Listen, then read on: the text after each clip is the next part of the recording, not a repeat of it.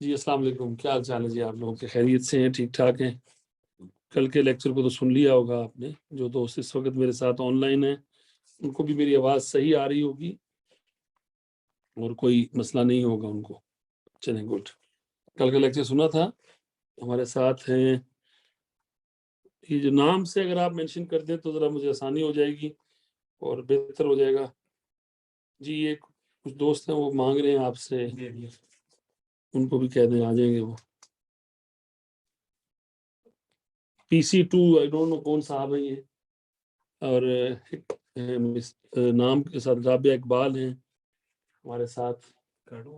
जी जी, sorry. हाँ ठीक है, कोई बात नहीं। मैं ठीक हूँ, अल्लाह का शुक्र है, खैरियत से हूँ। ओके, लेट्स स्टार्ट जी। स्टार्ट करते हैं। आज हम formally company law, corporate law, ताकि उस पर काम कर सकें। और हमारा जो पहला चैप्टर है उसी से हम स्टार्ट करेंगे। वन बाय वन हम पढ़ते चले जाएंगे और इंशाल्लाह यू विल फाइंड योरसेल्फ कि आपकी क्लैरिटी रहे आप।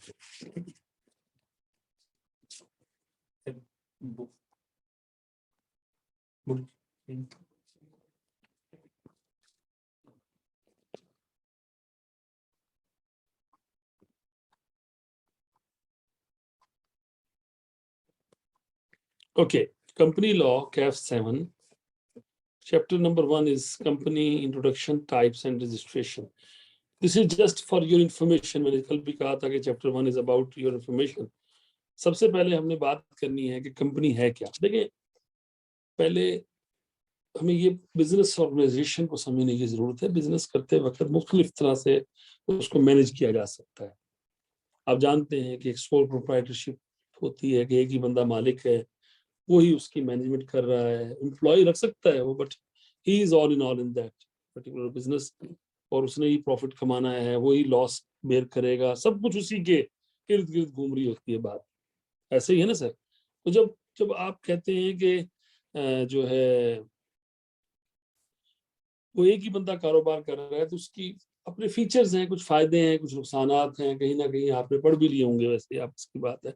लेकिन सोल प्रोप्राइटर का फायदा ये है कि जब चाहे जो मर्जी डिसीजन ले ले, कोई उसको पूछने वाला नहीं होगा, कोई उसके साथ ही। देखना, अब इसमें ये प्रॉब्लम आएगी कि जो लोग जो है ना, वो इनको बुलाएं यार, क्या नाम है इनका बच्चे का ना, जो अभी टीए नहीं गया उसको, तो उसको फिर हम इस काम पे लगाए ना।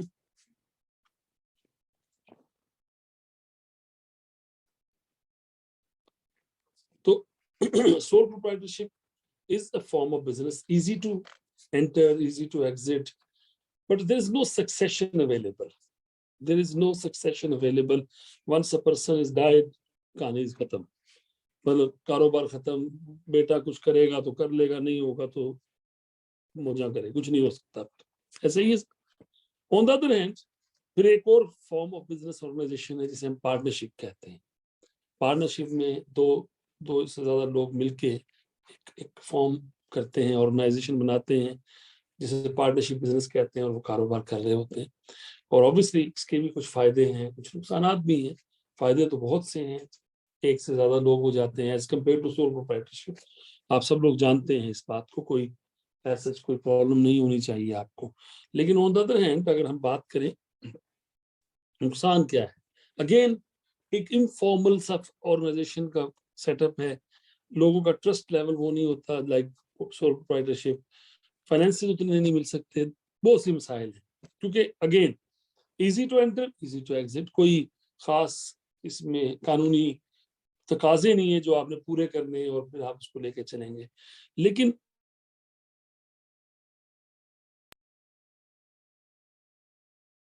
का हल, इससे भी सबसे इंपॉर्टेंट बात है एबिलिटी किसी भी मालिक की, ओनर की, चाहे वो सोल प्रोप्राइटरशिप हो,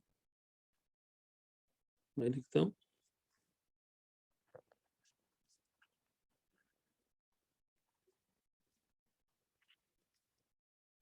और या पार्टनरशिप हो, इसमें जो इनकी लायबिलिटी है ना, वो अनलिमिटेड होती है। अब लिमिटेड लायबिलिटी पार्टनरशिप का भी एक कॉन्सेप्ट आ गया है, उसको हम कहते हैं LLP लिखा होता है साथ, लिमिटेड लायबिलिटी पार्टनरशिप। लेकिन अच्छा, लेकिन मतलब फिर भी हम ये कहेंगे कि इवन देन अनलिमिटेड लायबिलिटी का मतलब क्या है? अनलिमिटेड लायबिलिटी का मतलब ये है कि जो मालिक, कानून की नजर में मालिकान और बिजनेस दो मुख्तलिफ चीजें नहीं है, तो मुख्तलिफ लोग नहीं है। दूसरे लफ्जों में हम ये कहें, अगर, क्या वो आवाज नहीं आ रही? शबरेज भाई आपको आवाज नहीं आ रही है? बाकियों को भी नहीं आ रही?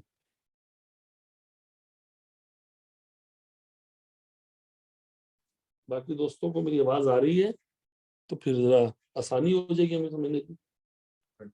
कट रही है, हो सकता है कि थोड़ा बहुत ठीक हो जाएगी, कोई नहीं, एक आध थोड़ा सा कुछ सेकंड के लिए मसला होता है, फिर ठीक हो जाता है जी।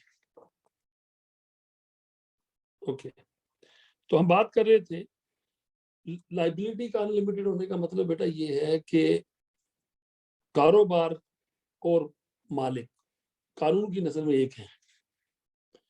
मतलब कानून को, शुभरेज साहब तो कह रहे आवाज ही नहीं आ रही यार,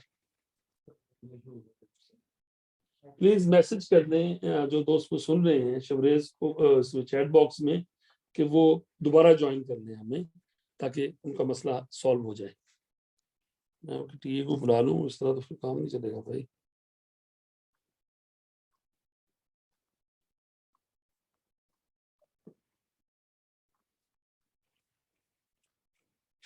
ठीक है, थैंक यू।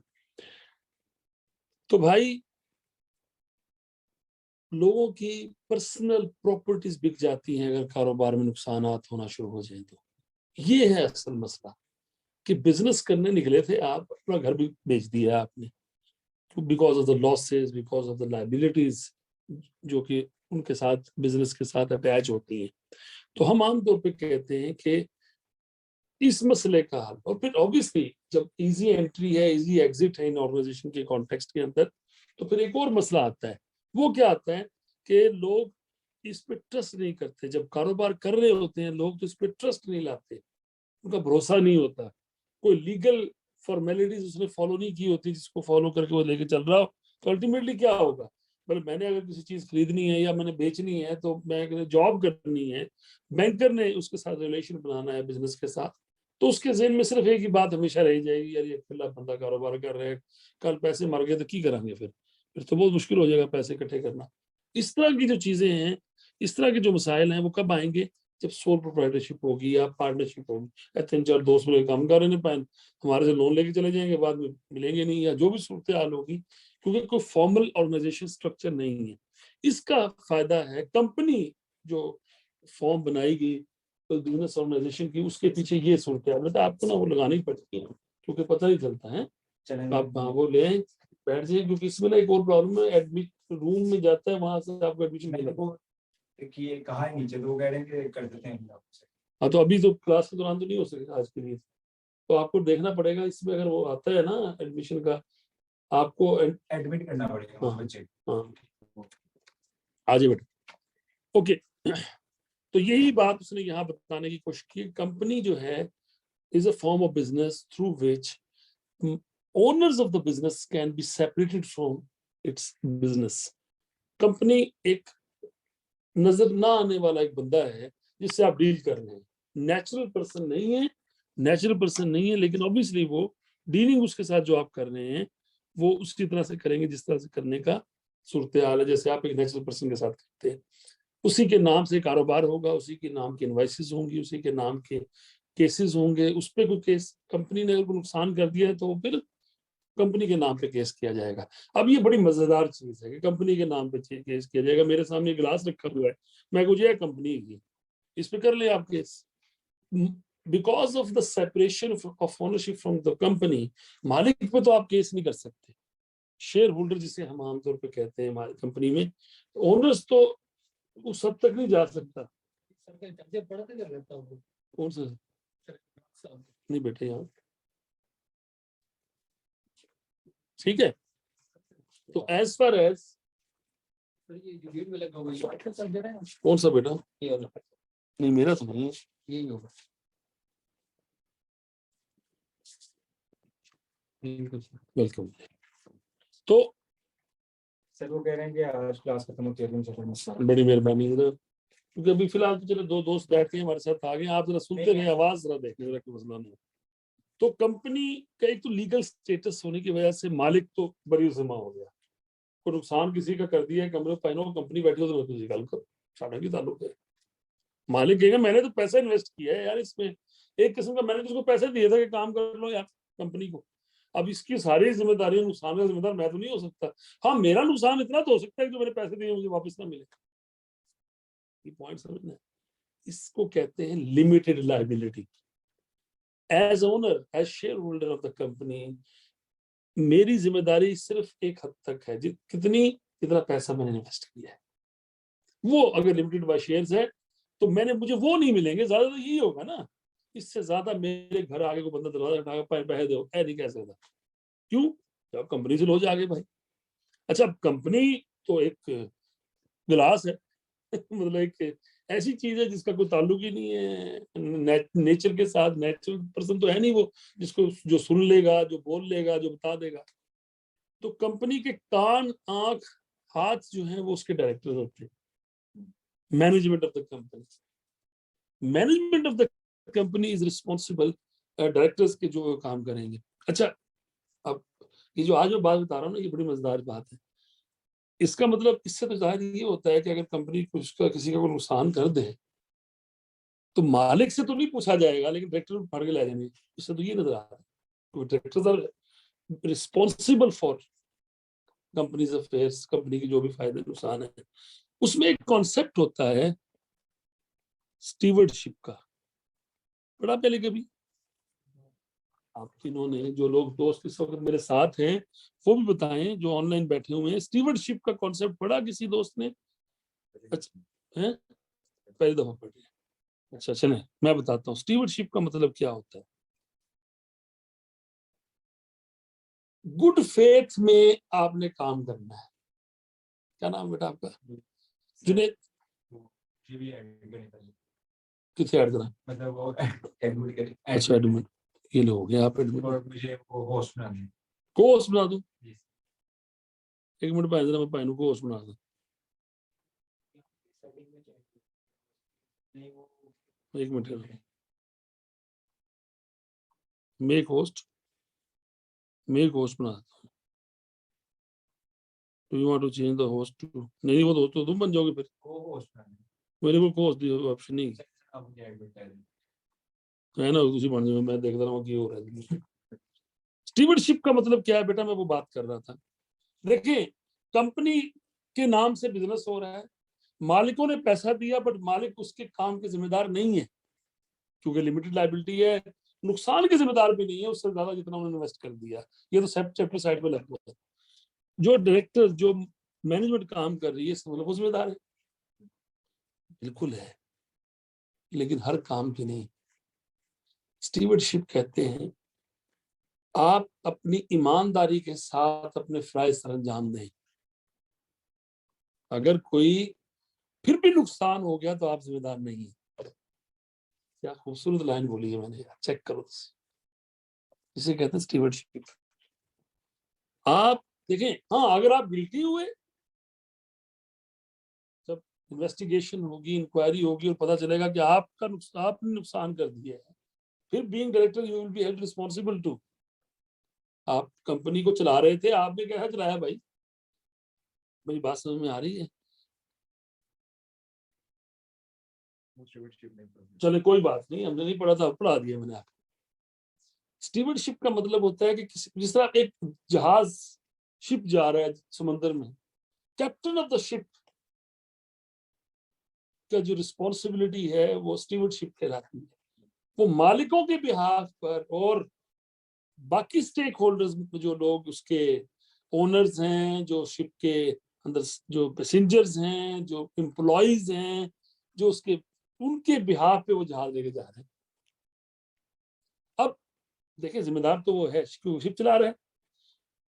अगर उसकी नालायकी साबित हो गई शिप के डूबने में, तो फिर तो वो जिम्मेदारी उसकी बनेगी भाई। मालिक तो नहीं, जा मालिक से तो नहीं पूछा जाएगा। मालिक तो भाई पहले आगे जहाज चलाता होगा, जी मेरा की गड्डी जा रही है, रूट पे बस चल रही है, बस का मालिक घर बैठा हुआ आराम से सो रहा है जाके यार, उसने तो पैसे ही लगाए हैं ना भाई। कल ड्राइवर मार दे तो जाके टक्कर, तो मालिक को पकड़ के कैसे लेके जाएंगे आप? मालिक तो गाड़ी चला ही नहीं रहा था। मालिक की जिम्मेदारी इतनी थी भाई, गाड़ी का नुकसान हो गया, मैं तो आप रो रहे हैं भाई। आपको मैं तो कहानियां सुना रहा हूँ, एक जेल बना रहा हूँ आपको, कंपनी कैसे ऑपरेट करनी है। क्योंकि सबसे पहला पॉइंट यहाँ आगे रुकता है कि ये आर्टिफिशियल लीगल पर्सन क्या होता है, जो अभी हम पढ़ेंगे। लिमिटेड लाइबिलिटी क्या होती है, डायरेक्ट मालिकान कंपनी से अलग कर दी है। कंपनी की फॉर्मेशन क्यों जरूरी बनी? सोल प्रोप्राइटरी मसला हल नहीं कर रहा था। सोल प्रोप्राइटर में मालिक और बिजनेस एक ही चीज है, दोनों फड़ के ले जाएंगे। कारोबार कारोबार नहीं, कारोबार क्या है भाई? ਤੁਹਾਡਾ दुकान है, थे तुसी मालिक होते तो चलो शाबाश। सोल प्रोप्राइटर में, इवन पार्टनरशिप में भी यही मसाइल है, इसके लिए कंपनी बनाई गई। कंपनी में एक मालिकान, एक मैनेजमेंट। मालिकान की तो जिम्मेदारी मैंने बता दी कितनी है। मैनेजमेंट जो कि डायरेक्टर्स होंगे, उसके जो भी लोग हैं जो जिम्मेदार हैं, जिन्होंने जो शेयर होल्डर्स के मालिकान के बिहाफ पर काम कर रहे हैं, उनका रोल स्टीवर्डशिप का है कि भाई गुड फेथ में काम करेंगे, जो उनकी जिम्मेदारियां हैं, जो उनके एसओपीज है, उसको फॉलो किया जाएगा, कानून को फॉलो करते हुए। अगर फिर भी नुकसान हो गया तो फिर वो जिम्मेदार नहीं, फिर किस्मत या नसीब, फिर चाहे कंपनी ही गिलास फड़ लो, फिर कंपनी भी नहीं फड़ी जाती ना। ये बेसिक थीम है। इससे कारोबार करने वाले को एक सिक्योरिटी फील होती है। अब इस सिक्योरिटी के पीछे पूरी लाइन है, पूरी एक फॉर्मल लीगल फॉर्मेलिटीज है जो पूरी होनी है, जो हमने पढ़ना है कंपनी लॉ बेसिकली। तो आपको एक बात समझ में आई है कि क्या इसकी थ्रस्ट क्यों है, क्यों जरूरत पेश आती है कंपनी के बिजनेस को करने की, और इसके पीछे काम कैसे चलता है, ये बार बार पढ़ेंगे हम। स्टीवर्डशिप भी पढ़ेंगे, डायरेक्टर्स भी पढ़ेंगे। Let me read it out with you. A trader is, or sole trader is an individual who owns and runs business. Law does not recognize the business. Law recognizes only the individual who runs the business. Individual is liable for the debts of the business and also personally liable for the breaches of the law of the business. मेरा ख्याल समझ में आ रही है, यही line मैंने बोली है जो आपको कहानी सुनाई है। Partnership is another area, a group of individuals who own the run the business. Again, each partner usually contributes capital to the business. Partnership is not recognized as person. Individual partners are personally liable and jointly responsible for the act of the businesses, losses of the businesses. Issue है ना? Unlike sole trader and partnership, company is legal person, separate from its owners. This is called doctrine of corporate personality. Corporate personality से कहते हैं। और law recognized company as a person with legal rights and obligations, जो एक आम इंसान के होते हैं। बात समझ में आ गई? कंपनी इधर दो तरह की आ जाती है कि आप सोल प्रोप्राइटरशिप है, आपने किसी को दे के मतलब कि ट्रक अपना चलवाया हो, ठीक है, आपका ड्राइवर कोई नुकसान कर देता है तो वो उसको लेके जाते हैं। एक है आप खुद रन कर रहे हैं उसको, उधर मतलब कि मसला मसाइल होता है तो आपको ले जाते हैं, आप लायबल हैं उसके लिए। तो इसमें क्या मतलब कि इधर भी आप सोल प्रोप्राइटरशिप है, इधर भी है तो नहीं, कंपनी अगर एक बंदा की, क्योंकि सिंगल मेंबर कंपनी बन सकती है ना, एक बंदा भी अब कंपनी रजिस्टर करवा सकता है। आप इस बात को समझें कि कंपनी के जो काम, इसमें मालिक ने शो रन नहीं करना। आमतौर पे मालिक अपने घर बैठा हुआ है, वो जो गाड़ी है, वो जो जहाज है, वो जो ट्रेन है, वो जो भी चीज है, वो मालिक के बिहाफ पे को चला रहा है। पहली तो बात ये समझनी है, एक तो ये कॉन्सेप्ट है। दूसरा, अगर मालिक खुद भी है तो मालिक होने के वजह से नहीं चला रहा, उस कंपनी को वो एज अ मैनेजमेंट चला रहा है, ठीक है ना। तो अगर कोई मसला आता है तो उसको एज अ मैनेजमेंट पूछा जाएगा कि भाई तुमने प्रॉपर लाइसेंस लिया था कि नहीं लिया था, तूने फलां किया था कि नहीं किया था, सीधा रास्ता था, क्यों कैमरे में नजर आ रहा है कि तू बंदे किस तरह जिगजैग चला रहा है, बंदे को मार दिया तूने, वगैरह वगैरह। तो मालिक की हैसियत से उससे नहीं पूछा जा रहा, मैनेजमेंट की हैसियत से पूछा जा रहा है। ये उसने एक छोटी सी एग्जांपल भी दी है। वो कहता है mister Zahid set up liability limited liability company ABC SMC private limited. SMC का मतलब क्या होता है? Single member company. ये नया कॉन्सेप्ट दिया है पिछले कोई 15 साल पहले, 10-15 साल पहले नहीं था ये। पहले this concept was not available. ये क्या हो रहा है? रिक्लेमिंग तो उसी मांग रहे हो, अच्छा पहले इसने खा रहे पारा। चलो तो कि भाई आप 100 पहले तो ये होता था ना कि 2 या 2 से ज्यादा लोग होंगे तो कंपनी बना सकेंगे। अब ऐसा भी नहीं, अब एक बंदा है वो अपना कारोबार कर रहा है, वो अपने कारोबार को कंपनी में रजिस्टर करवा ले, बट ठीक है, बात खत्म हो। अब रजिस्टर कहाँ कराएगा वो बताते हैं। With 10,000 shares 10 each, Shahid individual ABC for the purpose of law 2 separate persons हैं, उनकी 2 लीगल एग्जिस्टेंस सेपरेट हैं। Zahid is individual who is shareholder of the company, owner of the company. वो कंपनी के किए का जिम्मेदार नहीं है, कंपनी इज रिस्पॉन्सिबल।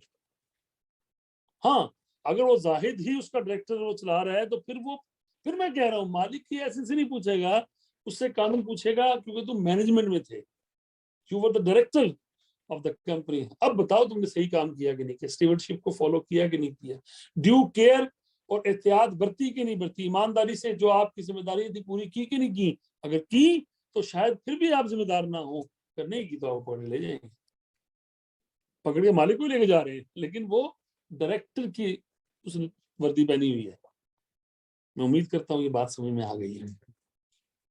अच्छा, मैंने तो आपसे वैसे ही कहानी शुरू कर दी यार कि आर्टिफिशियल जुडिशियल पर्सन है। 2 बातें तो मैंने आपको बताई नहीं जो कि बड़ी इंपॉर्टेंट है। पाकिस्तान में कंपनी के कानून फॉलो किए जाते हैं, कंपनीज एक्ट 2017 के मुताबिक। कौन सा लॉ एप्लीकेबल है? कंपनीज एक्ट 2017, पहली बात। और दूसरी चीज, पाकिस्तान में जो कंपनी के जो अफेयर्स हैं, कंपनी के जो मामलात हैं, जिस तरह मैं आपको मिसाल दिया करता हूँ टैक्स पढ़ाते वक्त कि टैक्स के मामलात देखने के लिए कौन सा इदारा है? FBR।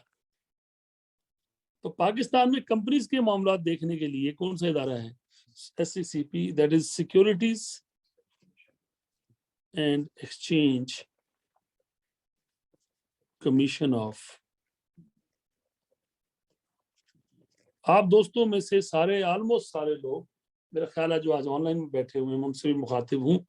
मेरा अपना ख्याल ये है कि आप दोस्त पहले ही पढ़ के आए हैं, तो ये चीजें आपको बिल्कुल फजूल भी लग सकती है, लेकिन मैंने यहीं से शुरू करना था।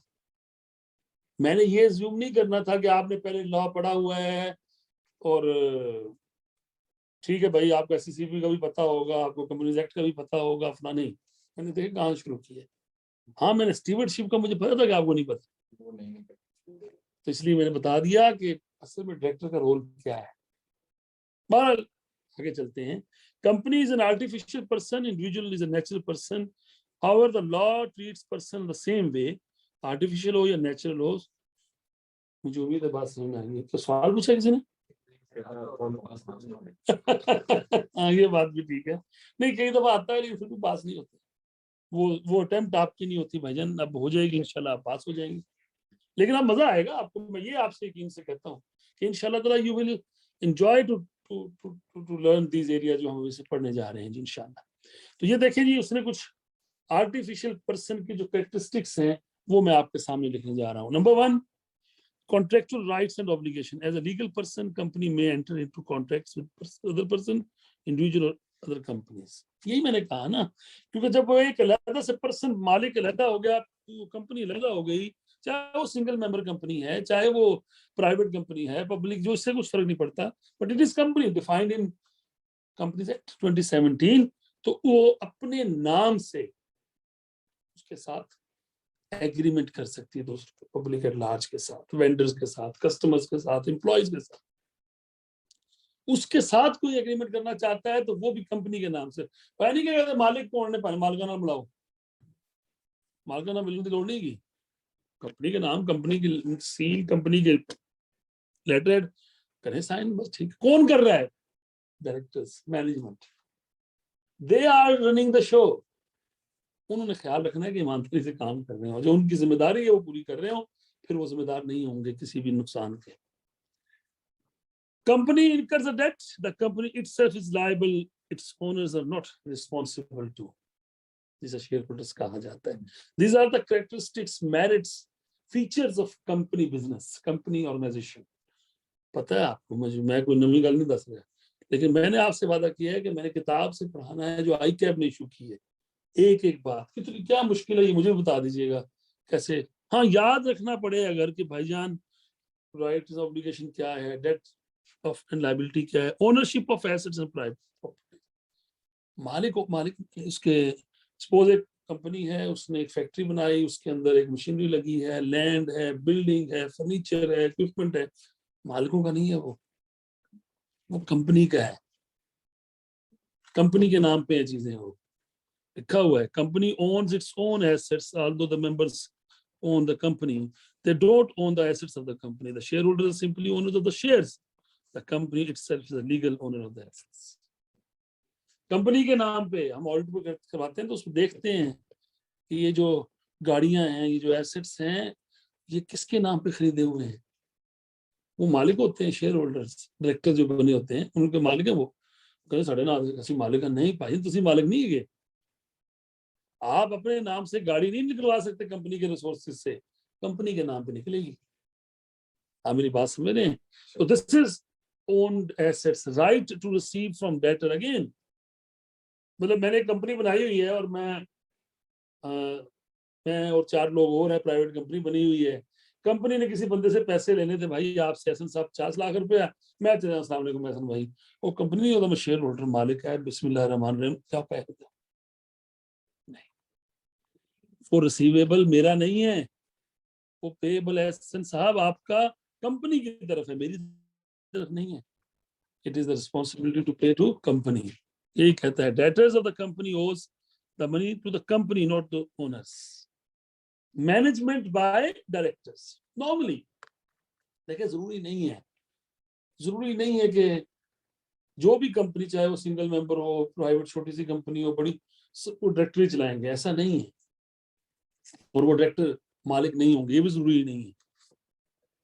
लेकिन कई दफा मालिक होते हैं, ओनर्स होते हैं, फिर शेयर होल्डर्स बनते हैं, फिर वो डायरेक्टर्स बनते हैं। आमतौर पर छोटा जो फैमिली बिजनेस होता है जिसमें डायरेक्टर्स वही कंपनी वाले ही होते हैं आमतौर पर। So companies are managed by their directors who should be members of the company as well, with a few exceptions. कुछ जगह पे उसको शेयर होल्डर ना भी हो तो कोई मसला नहीं है। In small companies, the shareholder director may be the same individuals, but in large companies, obviously director may hold a small portion of the shares, even if no shares at all. फिर भी वो directors बन सकते हैं। पढ़ेंगे ना हम आगे जाके, डायरेक्टर का पूरा चैप्टर है भाई, कौन बंदा डायरेक्टर बन सकता है, कितने नंबर ऑफ शेयर होना जरूरी है, वगैरह वगैरह, ये सारी फिल्में हैं।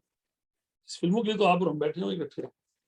तो मैं उम्मीद करता हूं जी ये बात भी आपको समझ आ गई होगी कि management is to be taken by directors. Again मैं कहूंगा डायरेक्टर मालिक भी हो सकते हैं, सिर्फ मालिक भी हो सकते हैं, और नहीं भी। इसकी डिस्कशन हम आगे कर रहे होंगे। नेक्स्ट है जी liability to pay tax. Again देखो, if you're sole proprietor and you're doing business and you're earning profit, you are responsible to pay tax on that profit, not your business, not that entity जिसको आपने नाम बाहर मुश्ताक किराना store लिखा हुआ है, उधर से मुश्ताक किराना को स्टोर लो, मेरा क्या प्रॉफिट है? नहीं, you are Mushtaq, you are to pay tax. लेकिन in case of company, shareholders are responsible to pay tax on the profit earned by the company. It is the company जिसने आपका इनकम टैक्स पे करना है। तो ये लिखा हुआ company is personally responsible and liable to pay tax on its profits. तो मुश्किल बात तो नहीं कर रहे, मुझे बता दीजिएगा। ये स्टेट, मैंने कहा ना गप्पे हैं, ये कुछ नहीं है इसके अंदर। ये तो वैसे ही फॉर योर इन्फॉर्मेशन है।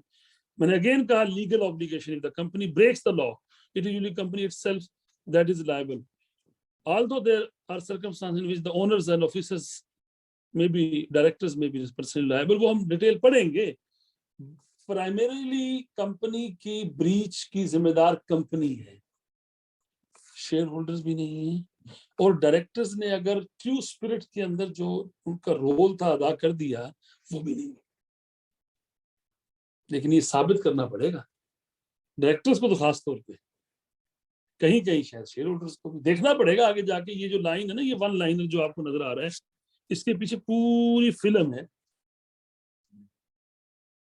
ये है असल गेम, बाकी तो कहानी है कि आप अगर कंपनी ने कोई फ्रॉड कमिट कर दिया, कंपनी की वजह से किसी का नुकसान हो गया, तो कस्टमर को डैमेजेस पे करने पड़ रहे हैं, कस्टमर कहता है मेरा भाई नुकसान ले आओ 5 करोड़ रुपया, 5 करोड़ कौन देगा? क्या मालिक? Primarily speaking no. क्या directors? May be if they are not, they have not performed their role as stewardship, then they have to, otherwise दोनों अपनी अपनी जिम्मेदारियां अपने झाड़ के चले जाएंगे, वो कंपनी ले जाओ कोई नहीं मिलते। हाँ, कंपनी के एसेट्स होंगे, कोर्ट कह सकती है कि बंदे का नुकसान है, कंपनी के एसेट्स में पैसे दो इसको, but it is not the share holder जिसको कचहरी में खड़ा करके कहा जाएगा भजन पैसे दो। आई होप क्लैरिटी है। मैं उम्मीद करता हूं कि इस पहले पेज की बरकत से आपको कोई टेंशन नहीं है। तो सारा कुछ बेच के भी पूरा ना किसमें? एसेट्स वगैरह। तो इसी पे इंसॉल्वेंट कहते हैं। दिवालिया निकलना किसी बंदे का ऐसा ही होता है। आप जानते हैं लिक्विडेशन, जो इंसॉल्वेंट करना, दिवालिया होना क्या होता है? मैंने बहुत से लोगों के पैसे देने हैं, मैं खुद भी कोर्ट में जा सकता हूँ। नहीं, माफ कैसे होते हैं मैं समझाता हूँ। अब ऐसे नहीं हो जाके माफी करा लो। होता क्या है कि जब मेरे पास पैसे नहीं है तो लोग मुझे तंग कर रहे हैं, मुझे बिजनेस में लॉसेस हो गए हैं, मैं बहुत बुरे हालात में हूँ, I don't have assets to pay off, I will go to court, surrender कर दूंगा, सर मेहरबानी है, फाड़ लो मेरे बचाओगे ना करो। ऐसे ही होता है कोर्ट। ये होता है वॉलंटरीली आप जाते हैं अपने आप को इंसॉल्वेंट कराने के लिए, बैंकरप्ट कराने के लिए, बैंकरप्सी कहते हैं। या जिन्होंने पैसे लेने हो चुके ले, तो ले जब पैसे दे रहे हैं कोर्ट के पास। In both cases you might be declared bankrupt. Bankruptcy कैसे होगी? सारी एक लिक्विडेटर अपॉइंट किया जाएगा, उससे कहा जाएगा भाईजान इस बंदे के एसेट इकट्ठे करो, लायबिलिटीज इकट्ठे करो, बताओ क्या पोजीशन है। कोर्ट उसको टाइम देगी। कोर्ट ने डिसाइड किया भाईजान ने देने 50 करोड़ रुपया, तो सारे प्रॉपर्टी लगा लोगे, इसके डिपेंडेंट्स की फलां चीजें, वो बढ़ दिए 5 लाख रुपए। 5 लाख से 5 करोड़ रुपये होना चाहिए। अच्छा, कोर्ट देगी ठीक है 5 लाख रुपए जब्त करो, जा पाए तू, मैं तो ना हूं, ये नहीं दे सकता पैसा। पर्सनल भी आ रही है। खत्म होगी ना, सारी पर्सनल आएगी तो पूरी होगी ना। अगर वो सोल प्रोप्राइटरी पार्टनर है तो सब ऐसे ही करना है। ठीक है। नहीं कि बैंकरप्ट हो गए दोबारा कर, लोग दोबारा चले जाते हैं कि सर हमें तो बैंकरप्ट किया, तो देखो ऐसी कर रहा है जाके थाईलैंड। अब तो इस तरह नहीं होता। बहरहाल मैं उम्मीद करता हूँ कि ये पॉइंट्स आपको समझ आ गए। प्लीज मैं आपसे रिक्वेस्ट करूंगा, अभी तो आप मुझे सुन रहे हैं, जो ऑनलाइन बैठे हैं वो भी सुन रहे हैं, ये सिर्फ जो पॉइंट मैंने लिखे हुए हैं इनको याद रखना है, और इतना याद रखना है कि अगर इसमें से कोई बात लिखने के लिए आ जाए या एमसीक्यू में आ जाए तो आप उसका जवाब दे सकें। नंबर 2, ऑब्वियसली कॉन्सिक्वेंसेस क्या है सेपरेट पर्सनैलिटी की? लिमिटेड लायबिलिटी बताया मैंने अभी आपको। आप कंपनी डूब गई, नुकसान हो गया, करोड़ों का नुकसान हो गया, लाखों का नुकसान हो गया, जो मर्जी है सर, बीइंग शेयर होल्डर अगर आपकी लायबिलिटी लिमिटेड लायबिलिटी कंपनी है तो आपका नुकसान हुआ है जो आपने पैसे दिए हुए थे। You can not claim that amount from company, नुकसान आपके घर आके बाकी पैसे नहीं मांगे जाएंगे। दूसरा फायदा या कॉन्सिक्वेंस या merit is separation of ownership from the control. Members और शेयर होल्डर्स और डायरेक्टर्स दो मुख्तलिफ लोग होते हैं। मालिक कोई और है, कारोबार चला कोई और रहा है। ऑन बिहाफ ऑफ मालिक, सिर्फ मालिक के बिहाफ पे नहीं, ये भी मैं आपको बता दूं। स्टीवर्डशिप का मतलब ये है डायरेक्टरशिप का कि उसने सिर्फ मालिकों का ख्याल नहीं करना, वो कंपनी के मुलाजिम हैं। अगर मैं बात करूं, कंपनी के मुलाजिम हैं, वो कंपनी की बातें को जिम्मेदार, कंपनी के साथ कस्टमर है, कस्टमर के साथ कंपनी का सप्लायर है, वेंडर है, कॉन्ट्रैक्टर है, एम्प्लॉइज हैं, कोई भी लोग हैं, उनके सबके हुकूक का ख्याल रखना डायरेक्टर्स का काम है। इसे कहते हैं स्टीवर्डशिप। मालिकों का भी ख्याल करना है। Okay, transfer of ownership and perpetual succession is obviously available. Obviously sole proprietor में बंदा मर गया तो कहानी खत्म, देखा हमने।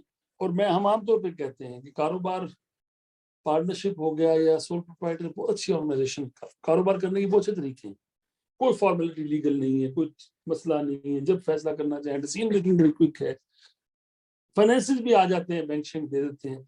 प्रॉब्लम क्या है? सक्सेशन। हमने देखा बहुत अच्छी ऑर्गेनाइजेशन चलती है, जैसे वो जनरेशन चेंज होती है कारोबार ठप हो जाता है, क्योंकि अगली आने वाली जनरेशन उसको उस तरह से टेकअप नहीं कर रही, तो कारोबार गया, चाहे वो सोल प्रोप्राइटर हो चाहे वो, हाँ कंपनीज, क्योंकि कंपनी इटसेल्फ एक अपने पांव पे खड़ी हो। कॉर्पोरेट सेटअप कहा इसलिए जाता है कि कॉर्पोरेट सेटअप बनाए ताकि सक्सेशन हो, ताकि आप रहे ना रहे, कारोबार चलता रहे। If you are not forming a company, एक सेपरेट एंटिटी, तो अगर आपने एक ऐसी एंटिटी बनाई है वो जो आप खुद हैं, तो आप गए तो एंटिटी भी खत्म। तो कॉर्पोरेट सेटअप बनाने का कॉन्सेप्ट इसे कहते हैं। मैं उम्मीद करता हूं कि ये वाला जो पॉइंट है ये भी आपको समझ आ गया होगा। फिर भी कोई मसला, अच्छा एक और बात, कल भी मैंने कहा था, आज फिर कह रहा हूं, जो दोस्त बाकी सुन रहे हैं वो भी सुन रहे हैं। देखिए, मैं अपनी दानिश के मुताबिक 100% कोशिश करूंगा कि आपको सही बात आप तक पहुंचाऊं, एफर्ट के साथ पहुंचाऊं। मैं अपनी खुशकिस्मती ये समझता हूं कि इस वक्त मेरी क्लास में जो दोस्त बैठे हुए हैं वो एक दो पहले कॉर्पोरेट लॉ पढ़ के आए हुए हैं मोस्टली, ठीक है। तो उसका फायदा ये है कि आप जगाते रहे, हम एक दूसरे को जगा सकते हैं। जो ऑनलाइन बैठे हैं उनसे भी मुखातिब, मेरा ख्याल है कि जो ऑनलाइन दोस्त हैं उनमें से कोई ऐसा तो नहीं जिसने कंपनी लॉ पढ़ा ही नहीं पहले, प्लीज।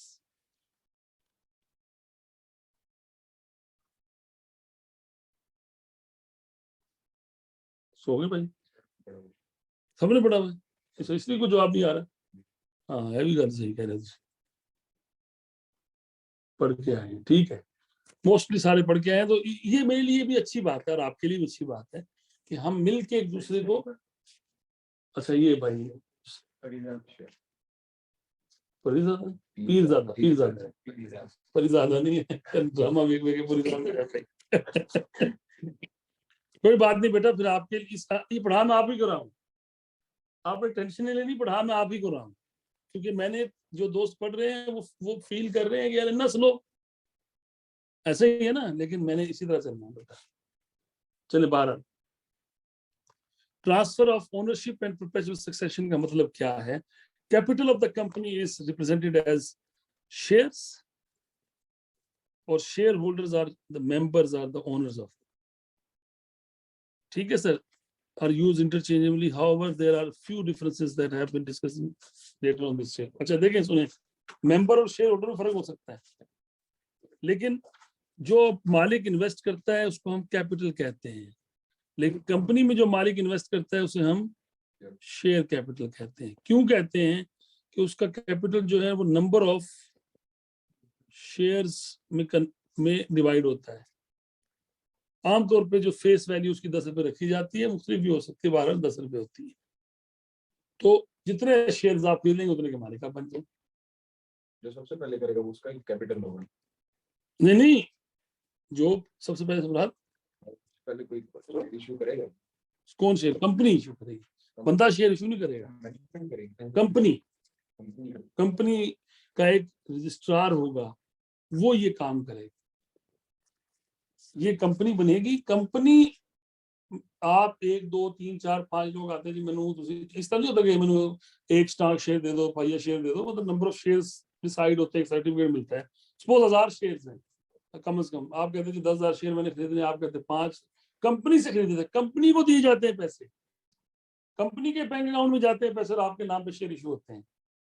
शेयर होल्डर तो आप उस वक्त बन गए जब आपने शेयर ले लिए, लेकिन एक मेंबर्स का रजिस्टर है शेयर होल्डर का जिसमें नाम लिखा जाता है, अपडेट होता है, जो आजकल तो खैर वो है कंप्यूटराइज्ड, तो उस पर आपका नाम आ गया तो आप मेंबर बन जाते हैं उस particular company, share holder plus member, otherwise share holder भी हो सकता है। 12, तो who can own share? Legal person can own share in the company, even other companies can also. So only the natural person is not required. Artificial person can also buy the shares. It is very common to participate in some companies to own some shares of other companies. Individual तो खरीदते ही हैं shares, companies भी किसी दूसरी company के shares खरीद सकती है। Transfer of ownership can be done easily by gift, by sale, by inheritance, without seeking any approval from the other owners. कोई जरूरत नहीं है मुझे, पार्टनरशिप में तो ये मसला है, अगर 4 लोग पार्टनर्स हैं, मैं 5वां मैं अपना हिस्सा अपने किसी और दोस्त को देना चाहता हूं, तो बाकी 3 नहीं मानेंगे तो मैं ट्रांसफर नहीं कर सकता उस शेयर को। पार्टनरशिप बिजनेस में मसला है, transferability is an issue, but it is not an issue in, specially जब हम पब्लिक कंपनी की तरफ जाएंगे और बाकी कंपनी की तरफ जाएंगे, बाय डिफॉल्ट ये नेचर है इसकी। हाँ, प्राइवेट कंपनी के अंदर थोड़ा सा क्लोज सर्किट होता है, तो उसमें कई दफा एक दूसरे को शेयर जब पब्लिकली ट्रेडेबल नहीं हो रहे होते तो फिर पूछना पड़ता है में अपने शेयर में दे देंगे नहीं, लेकिन by default it is not required कि उससे पूछा जाए। Share transfer, yes, when shares are transferred, rights associated with the share, right to receive the portion of any dividend, और कोई मीटिंग अटेंड करना, वोट कास्ट करना, वो भी नए मालिक को ट्रांसफर कर दिया जाता है, नए मालिक को ट्रांसफर कर दिया जाता है। यहाँ तक कोई सवाल हो जरूर पूछें। जी अस्सलाम वालेकुम। जी वंश, शुक्र है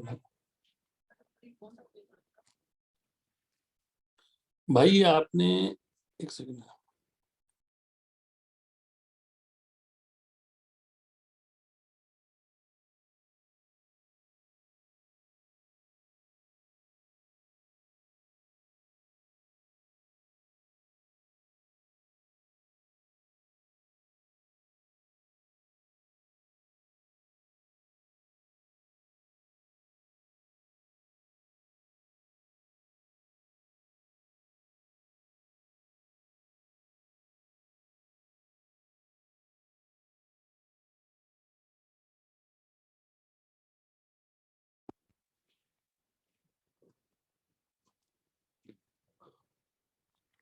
अच्छा जी, तो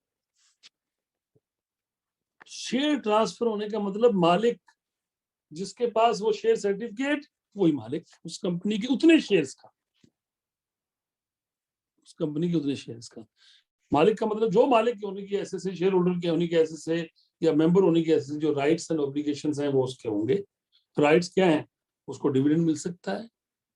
राइट्स क्या हैं? वो मीटिंग अटेंड कर सकता है। राइट क्या है कि वो वोट कास्ट कर सकता है डायरेक्टर इलेक्शन में, या कोई भी काम करना हो तो बिल्कुल उसको तमाम ट्रांसफर हो जाएंगे।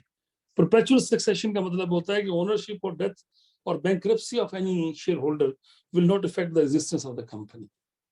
यही तो मैं कहना चाह रहा हूँ, यही तो बहुत बड़ी चेंज है जो पाकिस्तान में आने की जरूरत है। पाकिस्तान में कॉर्पोरेट कल्चर नहीं है, पाकिस्तान में फैमिली बिजनेसेस है, पार्टनरशिप, सोल प्रोप्राइटर्स, बड़े बड़े बिजनेस, इतने बड़े बड़े बिजनेस के आप सोच नहीं सकते सोल प्रोप्राइटर चल रहे हैं। उसे कहते हैं कंपनी बना, कहते हैं भाई कंपनी बनानी, क्योंकि कंपनी का टैक्स रेट ज्यादा है, फलां मसले हैं, लीगल हो जाएगा ये। हालांकि उसे यही बताते हैं कि भाईजान अगर आप गए गया, इतनी 40 साल 50 साल की मेहनत जाया है। अगर आपका बच्चा उस पोजीशन में नहीं है तो अगर कंपनी बनाई होगी, एक सेटअप चल रहा होगा, तो लोग उस कंपनी कमा के आपके बच्चों को, जो लोगों को दे रही होगी। तो इसलिए अगर आप फोत हो जाएं, अगर आप बैंकरप्ट हो जाएं, अगर आप मालिक वन ऑफ द ओनर जो है वो चेंज हो जाए, तो कंपनी की सेहत पे कोई फर्क नहीं पड़ रहा, कंपनी चली जा रही है, कंपनी का सिर्फ मालिक चेंज हुआ है। ठीक है ना? कंपनी पार्टनरशिप में ऐसा नहीं होता, partnership will be dissolved. 4 partner थे, एक बंदा मर गया, वो पार्टनरशिप डिसॉल्व होगी है।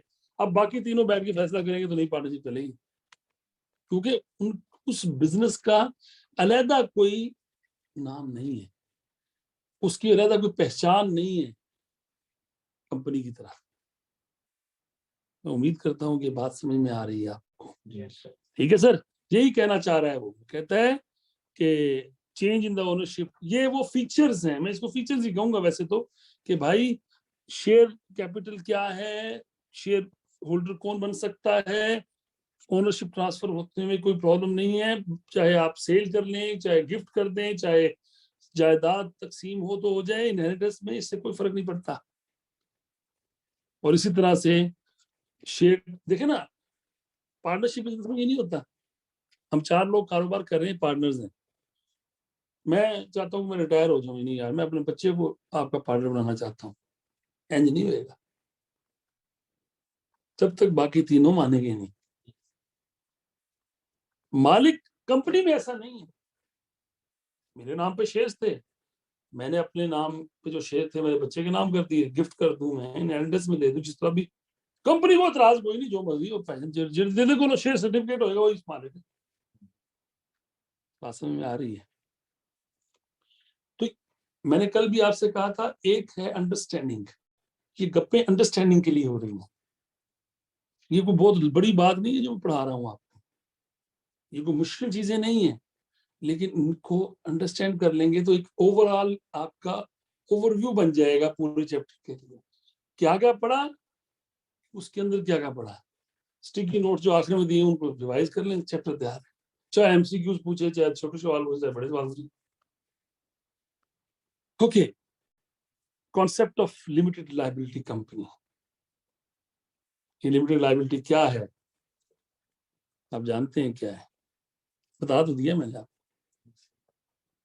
Company limited liability apply to the share holders of the company, it does not apply to the company itself. Company की लायबिलिटी पूरी है, कंपनी नहीं जाएगा, कंपनी को तो पढ़ोगे तो किसी डैमेज की सूरत में, लॉस की सूरत में, but it is for the shareholders. Company is fully liable for its debts and liabilities, just as any other person is fully liable for debts she or he incurs. मैंने loan लिया है, जैसे मैं अपने लिए हुए लोन को देने का मुकम्मल जिम्मेदार हूं, कंपनी भी इस तरह से है। कंपनी की लायबिलिटी लिमिटेड नहीं है, हाँ मेंबर्स की है। तो अब आए डायरेक्टर के ऊपर। डायरेक्टर्स, ये लाइन पढ़िएगा, मजेदार है। वो कहता है, the directors and other officers of the company act on behalf of the company as an agent, provided that they are act within their powers and in accordance with the law, they will not be personally liable for the debt of the company.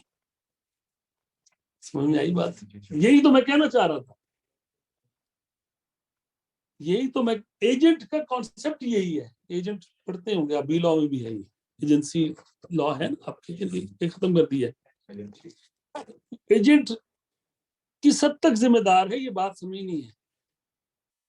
उस agent को मैंने थोड़ा सा मजीद purify करके stewardship का word लफ्ज बोला है, ताकि आपको क्लैरिटी रहे क्या है। अगर उसने एक्ट किया अपनी जो उसको पावर दी गई थी उसके मुताबिक, और जो लॉ के मुताबिक काम किया, तो जो भी नुकसान या डेट कंपनी का है उसकी जिम्मेदारी नहीं है मैनेजमेंट की, डायरेक्टर की। समझ में आ गई बात? Members, yes. Concept of limited liability applies to the members, owners, shareholders. Liability of the owners are of the debt of the company is limited to the amount their investment of the company. They don't have to pay any amount other than that. In case of insolvency or bankruptcy of the company, company डूब गई, ओ भाई वो कितने के जिम्मेदार हैं? जितना उन्होंने इन्वेस्ट किया था। दोबारा नहीं देंगे कि ठीक है लाख रुपए में पहले दे रहा हूं, लाख रुपए जिम्मेदार नहीं। जिम्मेदारी का मतलब ये है कि जो लाख रुपए मैंने दे दिया बस साया हो जाएगा मेरा, वो मुझे वापस नहीं मिलेगा। बाकी मेरे पास है जो भी है। मैं उम्मीद कर रहा हूँ कि ये बात समझ में आ रही है आपको। कोई कंफ्यूजन तो नहीं सर? जो ऑनलाइन दोस्त है वो भी जरा कुछ हमें बता दें। सो दे रहे सारे, सर सो गए हो, मैं एक सब्जेक्ट ही ऐसा भाई की करी हूँ। ये देखिए उसने अच्छा शेयर्स हम पढ़ेंगे कि 10 रुपए का शेयर है, तो हो सकता है कि कंपनी शुरू में कहेगा 10 नहीं बचे, तुम 7 रुपए दे दो। बाद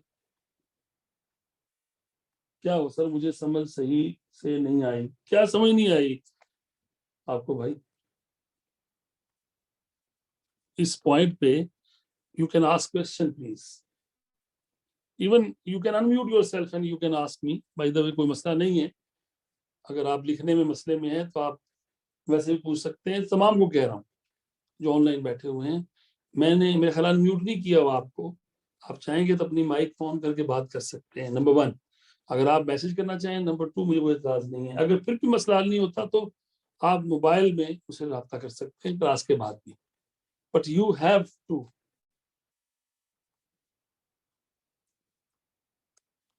रिकॉर्डिंग क्या मतलब? मिक्स हेडिंग पढ़ा रहे हैं, रिकॉर्डिंग पढ़ा।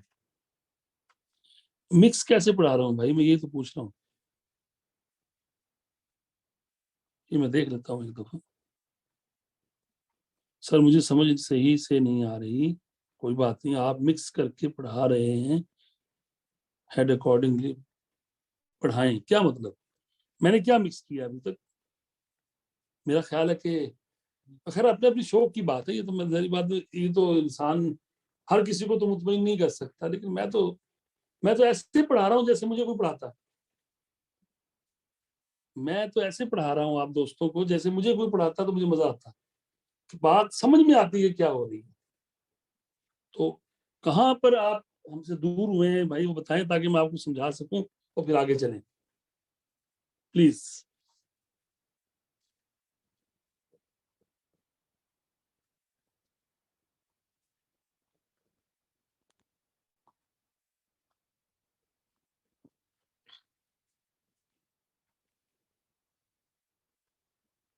क्लास के बाद डिस्कस कर लीजिएगा, फिर यही हो सकता है। मैं फिर भी, आपने क्योंकि सवाल कर लिया, तो ये जो कॉन्सेप्ट ऑफ लिमिटेड लाइबिलिटी है, इसको मैं जरूर आपके लिए रख देता हूँ दोबारा से। क्या कि लिमिटेड लाइबिलिटी का कॉन्सेप्ट कंपनी के लिए नहीं है। कंपनी एक आर्टिफिशियल लीगल पर्सन है, उसके किए कि वो खुद जिम्मेदार है और फुली जिम्मेदार है, चाहे लॉस हो, चाहे डेट हो, चाहे कुछ भी हो। कंपनी अपने एसेट्स बेच के पूरे करेगी उसको जो उसके नाम पे है। डायरेक्टर्स हैं जिम्मेदार अपने किए की, लेकिन अगर उन्होंने अपने काम, अपने फ्राइज जो लॉ में उसको दिए गए हैं उसके मुताबिक पूरे किए हैं, तो directors will not be responsible for any debt liability. और मेंबर्स, शेयर होल्डर्स तो वैसे ही नहीं है, जो मैंने अभी आपको समझाया कि बेटा शेयर होल्डर्स तो सिर्फ उतने नुकसान के या डेट के जिम्मेदार हैं जितना पैसा उन्होंने कंपनी में इन्वेस्ट किया। कैसे इन्वेस्ट किया? उस कंपनी के शेयर्स खरीद लिए। ये ऐसे ही है। Let me give you an example, शायद भाई को समझ नहीं आई तो। मैंने एक बंदे को उधार दिया, आपका मैं नाम जुनेद, जुनेद आपको मैंने 5 लाख रुपए उधार दे दिए, फौजी होगी पहले दिन 5 लाख मिल गए। खुदा ना खास्ता आपके साथ कुछ हैंकी पैकी होगी, मेरा नुकसान मैक्सिमम क्या है? वो 5 लाख, क्योंकि वो मुझे वापस नहीं मिलने वाले। कोई मुझसे आगे ये नहीं कहा बंदा उसमें से 2 लाख और दो, क्योंकि मेरी लाइबिलिटी लिमिटेड है टुवर्ड्स यू, जितना मैंने आपको दिया। तो ये इसको रेप्लिकेट करें, अगर आप अप्लाई करें इसको आप उस पे कंपनी पे, तो अगर मैंने as a share holder share खरीदने के लिए कंपनी के पास एक चीज थी जिसका नाम है शेयर, वो मैंने खरीद लिया और उसको पैसे दे दिए। अब उस शेयर की वैल्यू उस कंपनी के साथ है, वो कागज का टुकड़ा है मेरे पास, कंपनी डूब गई तो कागज का टुकड़ा का मैं क्या करना, कुछ भी नहीं। तो मैक्सिमम नुकसान क्या हुआ? जो मैंने कागज का टुकड़ा लेते वक्त उसको पैसे दिए थे, मैं उम्मीद करता हूं कि ये बात आप दोस्तों को समझ आ गई है, इसमें कोई कंफ्यूजन नहीं है। बहरहाल फिर भी अगर कोई मसला हो तो आप जरूर पूछ सकते हैं जी, ये आपका हक है। मैं इसको कभी भी नेगेटिवली लेता, 20 साल हो गए मुझे पढ़ाते हुए, मैं कभी स्टूडेंट को की नीयत पे शक नहीं करता। वजह ये है कि उसका हक है, ये उसका सवाल पूछना हक है। लेकिन मैं सिर्फ एक बात को जरूर अहमियत देता हूं कि अगर आपको कहीं मसला है तो आप उसे फौरन पूछें। ये ना हो कि मैं आगे निकल जाऊं। देखिए, हर बंदे के पढ़ाने का स्टाइल मुख्तलिफ, चीज तो एक ही पढ़ानी है। मुझे ये लगता है कि जिस पैटर्न से मैं आपके साथ शेयर कर रहा हूँ, इस पैटर्न पे चीजें आपको समझ में आती चली जाएंगी। और ये एक दफा नहीं, मैंने इसी बात को 3 दफा दोहराना है, तो आपको क्लैरिटी, अच्छा यार इसमें हमने ये पढ़ा था, इसमें हमने ये पढ़ा था, इसमें ये पढ़ा था, और घर जाके आप पढ़ लेंगे इसको। ये मेरा ख्याल है कि ठीक है, कि जरूरी नहीं है कि मैं हर वक्त ठीक। आपको अगर नहीं समझ में आ रही तो आपका हक है पूछना, हम अपने आप को चेंज कर लेंगे। अच्छा, बात कर रहे थे जो शेयर्स हैं, पाकिस्तान में तो इसका कॉन्सेप्ट जरा नहीं है, कम है। दुनिया में है कि 10 रुपए का शेयर कंपनी इशू करती है तो सारे पैसे जरूरी नहीं है शुरू में ले लो, पार्शली पेड अप होता है। वो कॉल किया जाता है, चाहे 10 तो चेंज करो, 4 रुपए होने दो, 3 रुपए बाजी ले लेंगे, फिर देना हो, ताकि जो बंदा इन्वेस्ट कर रहा है, जो शेयर होल्डर है, उसको इजी रहे। किस्तों पर जिस तरह हम कोई प्रॉपर्टी खरीदते हैं, प्रॉपर्टी तो अपने नाम को खरीद ली, लेकिन पैसे आस्ता आस्ता दे रहे हैं। तो अगर हमने वो शेयर खरीदा और पार्शली पेड शेयर है भी, there is an exception to this rule, no further liability, but only when the share issued to the company have not yet been fully paid. हाँ, यहां पर जिम्मेदारी बनेगी उसकी, जो उसने पैसे नहीं दिए, जो किस्त पे नहीं हुई, ऐसा ही है ना। अब ये सवाल देखें, वो कहता है suppose the company has issued 1 million shares with face value 10 रुपए, 7.5 the face value has been paid subscribed by the shareholder। 7.5 रुपए मांग लिए आपने, कंपनी ने मांग लिए, कह लो 5-10 रुपए की चीज ले लो, 7.5 दे दो, बाकी 2.5 दे देना। If the company goes into liquidation, the holders of the 1 million shares liable to subscribe the remaining 2.5। The money can be used to pay the debts। अब उससे 2.5 में मांगे जा सकते हैं। मैंने एक कंपनी के शेयर लिए, 10 रुपए का एक शेयर था, मैं मिसाल देने लगा हूं, 10 रुपए का एक शेयर था, वो एक शेयर लिया, चलो मैं बाकी लो लाख 10 लाख छोड़े, एक शेयर लिया, 7.5 रुपए उसने कहा कंपनी ने मुझे अब दे दें, 2.5 रुपए आप 6 महीने बाद दे दीजिए। कंपनी का मालिक शेयर होल्डर बन गया हूं मैं, लेकिन क्योंकि कंपनी की पॉलिसी है उसके मुताबिक मैंने 2.5 रुपीज देने हैं बाद में। ऐसे शेयर को कहते हैं पार्शली पेड शेयर। इस दौरान के मेरी 2.5 रुपए की किस्त आती, कंपनी डिसॉल्व, कंपनी लिक्विडेट हो गई या कंपनी इंसॉल्वेंट हो गई या दिवालिया हो गई, कोर्ट में खड़े हुए कहने लाओ जी पैसे दसो, केड़े केड़े ने देखो ताकि लोगों देइए, बैंक खड़े हुए हैं फलां, लाओ जी पैसे दो, तो कंपनी के ऐसे तो बिक के होंगे ही होंगे। ये जो 2.5 रुपए मेरे से लेने हैं मांगे जा सकते हैं कि भाई आप भी देना, आपने कमिटमेंट की हुई थी सर, दे पैसे। ये है liability of the members, partially पे, पार्शली पे। फुली पेड पे कोई जिम्मेदारी नहीं है। 10 रुपए का शेयर था, मैंने 10 रुपए दे दिए कंपनी को, कंपनी कोर्ट में जाए, पैसे वो इंसॉल्वेंट हो, लिक्विडेट हो, जो मर्जी हो, मेरे को ना आना पाए, मेरे 10 रुपए जाया हो, मैंने तुझे दे दो, तभी मेहरबानी, नहीं दे मैं तो कुल पड़ चुके हैं, मैंने नहीं मिले वापस। मैं उम्मीद करता हूँ ये बात समझ में आ गई है। कोई इसमें कंफ्यूजन है, कोई इसमें मसला है, मैं हाजिर हूँ सर, जरूर पूछे। क्लियर है sir? Obviously, how the creditors are want limited the name of company draws the fact that limited liability attention anyone। जरी बात है, जब आप अपने नाम के साथ लिख रहे होंगे ABC प्राइवेट लिमिटेड या सिर्फ ABC लिमिटेड या SMC कंपनी लिमिटेड, तो इसका मतलब ये लिमिटेड जो लिखा जा रहा है, ये हम बता रहे हैं, कंपनी बता रही है कि जनाब इस कंपनी के मालिकान की लायबिलिटी लिमिटेड है। मेरे नाल गल करो तुसी, मेरे मालिकान को नहीं जाना, ये वो बात कहना चाहता है। मैं उम्मीद करता हूं कि यहां तक बात समझ में आ गई है। कोई कंफ्यूजन हो आप जरूर पूछ सकते हैं। यहां तक काफी है आज के लिए। ये नहीं जी, यहां तक मैं 1.4 तक आपकी लाइन लगा रहा हूं। कल पहले हम इसकी समराइज फॉर्म में डिस्कस करेंगे, आपसे सवाल भी करूंगा मैं। I will ask question from you कि व्हाट इज एक्चुअली हाउ। अब देखिए ना सवाल कैसे बनना है, सवाल कैसे बनना है। सवाल बनेगा how a share holder can be responsible for debt of the company in which circumstances. बन गया ना सवाल, एक्सेप्शन का सवाल बनता है। ये भी मैं आपको गुरु की बात बता रहा हूँ। वैसे तो आपको पता है शेयर होल्डर लिमिटेड लायबिलिटी पढ़ पढ़ के पागल हो गए, पार्शली पेड पे होगा, ये बात याद रखने वाली है। बाकी तो कहानियां ही हैं, कुछ भी नहीं। इंशाल्लाह जी रेलिवेंट लॉज जो है इसमें कंपनी लॉ है, ये वैसे मैं बता भी देता, लेकिन चले अभी फिलहाल छोड़ें, ये कर दें खत्म। 2-3 पॉइंट तो हैं, खत्म ही कर देते पहला पूरा सेक्शन। कंपनीज पे जो लॉ अप्लाई होता है वो कंपनीज एक्ट है, ये हम पहली बात कर चुके हैं। एक होता है मेमोरेंडम ऑफ एसोसिएशन कंपनी का, और एक होता है आर्टिकल ऑफ एसोसिएशन। ये क्या है, कैसे है, इसके लिए तो हमें बहुत कुछ करने की जरूरत है।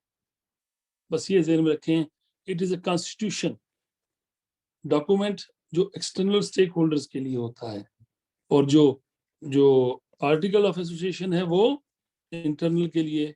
मतलब हम कहते हैं ना, जितना पाकिस्तान के अंदर जो कॉन्स्टिट्यूशन है वो 1973 का है, ये मेमोरेंडम बन गया। बाउंड्रीज कानून इसके दायरा कार में बनेंगे, काम इसके दायरा कार में होगा। और फिर कोई भी लॉ बने, जिसका कंपनीज एक्ट बना है 2017, ये इस कानून के आइन के मुताबिक बना है। तो memorandum is a constitution of the company और article is actually bylaws of that company. तो इतना याद रखिए, इसकी पूरी कहानी है। मेमोरेंडम आर्टिकल तो पूरा पढ़ना है। सेक्शन 2(1) पूरा हो गया जी। अब इंशाल्लाह we will go for definition and types of company by tomorrow. कोई मुश्किल तो नहीं है भाई यहाँ तक? फिर भी अगर कोई मसला हो आप जरूर पूछिए, मैं बिल्कुल आपको बताने के लिए तैयार हूँ, मुझे कोई मसला नहीं है। ठीक है sir, thank you very much. अपनी फीडबैक जरूर दीजिएगा सर, जो फिजिकल क्लास में है वो भी और जो ऑनलाइन दोस्त बैठे हुए हैं वो भी।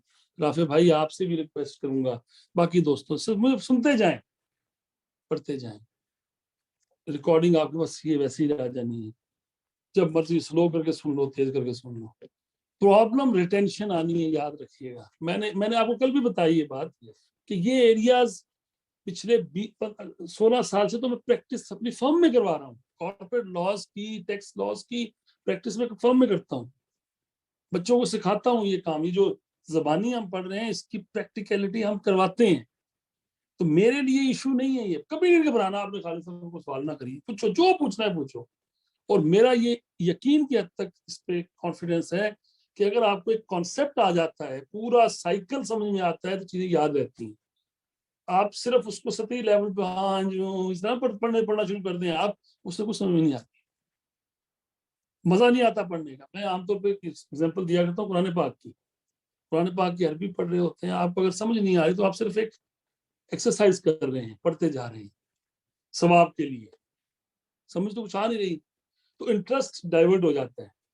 लेकिन यही अगर आपको तर्जमे के साथ आप पढ़ रहे हो, समझ के आप पढ़ रहे हो, तो आप फोकस करते हैं, चीजों को अंडरस्टैंड करते हैं। मेरे लिए इंपॉर्टेंट है अंडरस्टैंडिंग। अगर आपको अंडरस्टैंडिंग आ गई तो इंशाल्लाह मुझे फिर कोई टेंशन नहीं है, मैं और आप फिर खुश हैं, हमें कोई परेशानी नहीं होगी इंशाल्लाह ताला। ठीक है सर, तो इंशाल्लाह कल मुलाकात होगी from section number 2, that is definition and types of company. ये मैंने आप तक नहीं छोड़ना, मैंने इसकी समरी बनानी है आपके साथ मिलकर, चैप्टर की खुद बनाऊंगा आपके साथ मिलकर। तो स्टिकी नोट्स दिए हुए हैं, उनको 1 बाय 1 टिक करेंगे हम, तैयारी होगी आपका इंशाल्लाह। Thank you very much. अल्लाह ताला हम सब का हामी नासिर हो। अस्सलाम वालेकुम। पाकिस्तान जिंदाबाद।